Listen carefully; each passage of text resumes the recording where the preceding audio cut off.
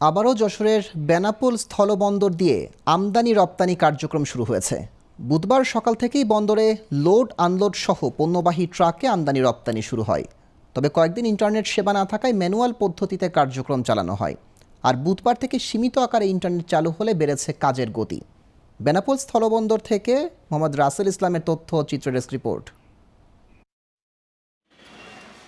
বুধবার সকাল থেকে যাত্রীবাহী বাস, সিএনজি, অটোরিকশা সহ দূরপাল্লার বাস চলাচলে গতি ফিরে এসেছে যশোরের বেনাপোলে। তবে সরকার, বেসরকারি প্রতিষ্ঠান ও অর্থ লেনদেনের বিভিন্ন ব্যাংক ও আর্থিক প্রতিষ্ঠানে ইন্টারনেটের গতি ছিল অনেকটা কম।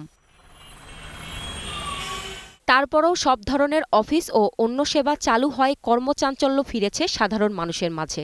আমরা সকাল থেকে কাস্টমসের যে ম্যানুয়াল যে সমস্ত কার্যক্রমগুলো আছে এগুলোই টুকটাক করা হচ্ছে। এখানে যথাযথভাবে কাজ সেভাবে চালু হয়নি আগের মতন। এখানে সরকার অনেক রাজস্ব হারিয়েছে।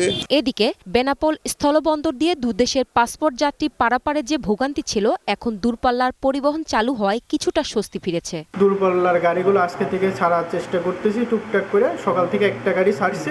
এখন আমরা নেট লাইনের জন্য একটু প্রবলেম হচ্ছে, যার জন্য আমরা আগের মতন ম্যানুয়ালি টিকিটগুলো দিতে হচ্ছে। তবে বন্দর কর্মকর্তারা বলছেন, পুরোপুরি ইন্টারনেট সেবা না পেলে কিছুটা সমস্যা হবে। পাশাপাশি সরকারও হারাবে রাজস্ব। এই রাজস্ব যদি আদায় করতে হয়, অতিরিক্ত রাত দিন 24 ঘন্টা এই পোর্ট খোলা রেখে কাজ করতে হবে, যেটা ইন্ডিয়া বন্দরে গেছে সন্টে ছড়ার পর তারা মাল দিচ্ছে না। এটা সরকার টু সরকার আমি চাই যে যেন তারা আলোচনার মাধ্যমে 24 ঘন্টা পোর্ট খোলা রাখে।